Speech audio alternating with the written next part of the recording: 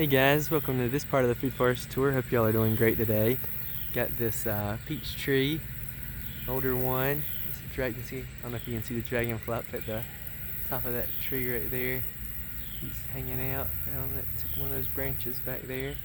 But they've been everywhere in the food forest. Oh, there's another one I see on the ground. I'll just keep the camera steady though, instead of moving all around.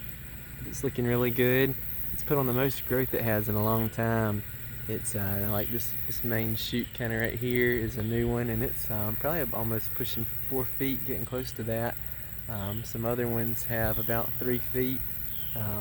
So looking like its best year in a while. So I know it's appreciating the better soil down there, and got the grapevine seedling growing around it, and that's a seedling peach too that just looked like snipped by the rabbits, but that's okay.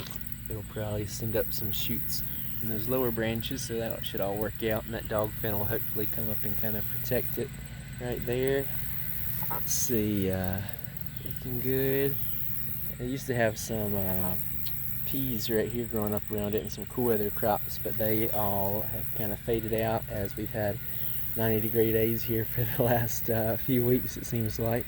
And I didn't plant any summer crops here. I should have done that, but note to self in the future, we definitely make sure I plant a little bit of everything everywhere. This kind of fills in, because as you can see, it was kind of thick right here with lettuce down there, kind of in these open patches, and the peas were kind of vining up, and now that they've kind of gone out, it's kind of left, this kind of empty space. I should have seeded, even though that the cool crops were kind of getting going, I should have seeded over with some warm weather crops to come up and replace them.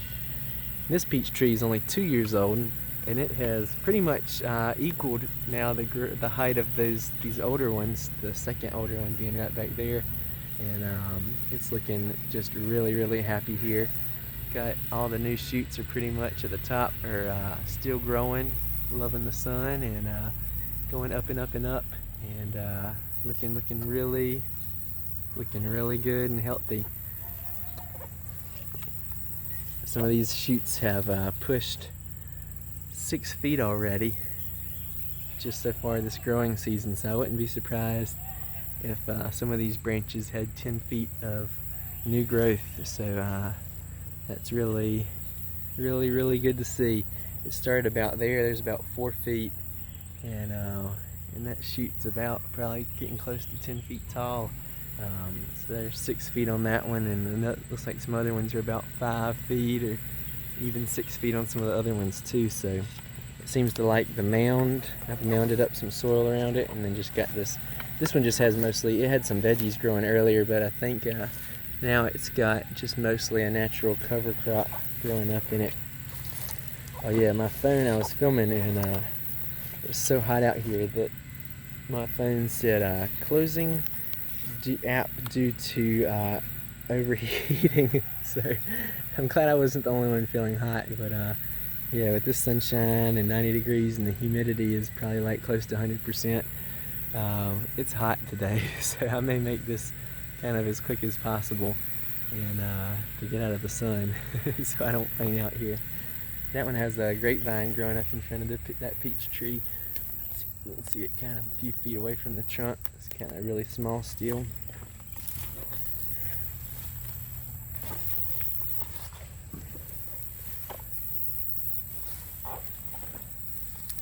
Going over to, this is the seedling peach tree. You can see how it's just really spread out. It's just growing like crazy. Should have hopefully some peaches to test out next year. Really excited about that. Hope it just keeps going and gets healthier and healthier. And I don't even think I added that much soil around it, so I think when I add that this probably fall or winter, it'll really take off next spring and be even healthier.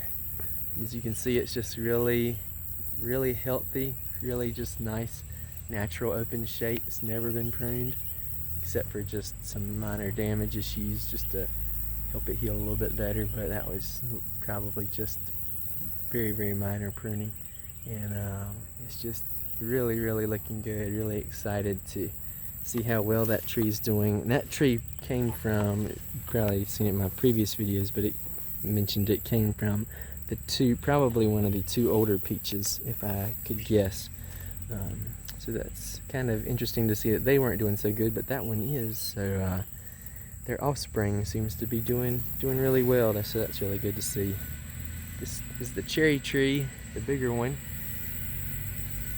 As mentioned earlier, the Japanese beetles have just been completely erased from existence here. Normally this tree would be looking like a twig, or a twig sticking up with no leaves on it. But the Japanese beetles, you can see they got in on some action earlier in the season, and they were targeting it. And but the tree has just been super healthy and just kind of fighting back, and it's put a good mound on this one and some nice healthy leaves to mulch it with. It's got a cherry seedling. I planted these peach seedlings a week ago, so early August probably.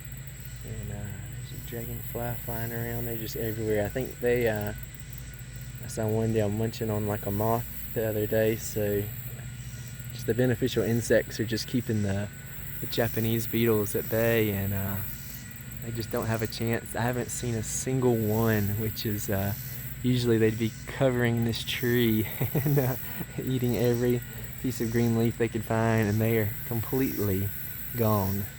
I don't see a single one on here. Usually they'd be having a fun time mating, making lots of baby Japanese beetles to come destroy the tree next year. But it is just super good looking compared to last year, so that's really good to see. You can see these clusters right here. It's put up a lot of these cherry clusters, so all those little tiny branches that are little mini branches, there's those buds on there will be cherries hopefully next year, and so that's really encouraging to see. And I think this tree will be big enough and healthy enough now at this year of good growth, and not having the Japanese beetles completely defoliate it. I think it'll definitely have a chance at producing some good cherries. So really excited about that. This was the first year that it produced some cherries along with this one over here. But either we had a really bad windstorm when they were forced forming, so I couldn't tell if it was that, or if it was probably just kind of, its first year producing, it probably wasn't quite big enough. So I really think these trees are going to explode. And I just noticed that these are starting to send out new shoots. You can tell like the tip of that one is about to bud out. No, it's probably kind of hard to see. That one you can tell the tip of that tallest shoot right there is light green, and it's sending off a good 3 inches of just new shoots, which these trees have never grown during our 90-degree weather here. They've these varieties were probably bred in the Northwest mostly, and so they definitely prefer the cool weather. Usually is ideal for their growing, or has been in the past. And they've really taken a step back in the summer before. But looks like they have, with the Japanese beetles gone and having some good healthy soil to be in, and well draining soil, and they've kept almost all of their leaves. And you can see on this one too where there's some holes on this one where the Japanese beetles hit them, but then the Japanese beetles got bit back, and there's a bird that just flew into the black locust tree back there. That's really cool to see. All kinds of wildlife just balancing out in the food forest, so that's really cool. Over here at the pomegranate's just exploding this year too, looking really good. You can see lots of healthy fruit buds are forming on there, looking really good. Let's see if I can get a close-up of some of those buds. There should be one right there, kind of hard to see. There's another one. They appear to be like they are going to be future pomegranate fruit buds, just from what I've seen, whereas the vegetative growth look more like that, kind of more torpedo shaped, whereas the fruit growth is kind of circular, kind of clam shaped. And it looks like they turned that kind of orangish color on the tips, so that's it's really neat. And the shoot down here is doing good. Might try to dig that up, or I may just let the tree until it gets a little bit bigger. I may just let that shoot grow and just let the tree expand. Oh, it feels 1,000 degrees cooler over in this shade.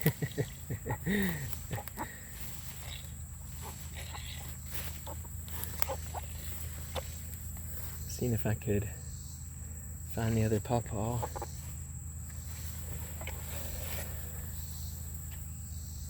Well, I can't find it at the moment, but I think it's back here somewhere.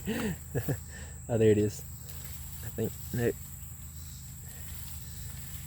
Yep, it's down in there. And that one struggled a little bit more. Actually, it's looking really good. Leaves look really healthy. You can probably see it down in there, so it's probably just taking a little while for it to get established, but it's coming along. The grapes in this are looking okay. Looks like something has already beat me to them as my other grapes are ripening, so the critters are like, ooh, grapes everywhere, they must all be ripe, and they've started just taking clusters that were not quite ripe, because there was actually like about 3 or 4 good clusters kind of hanging right in down here, but they're all gone now. And this looks like it may be an interesting edible.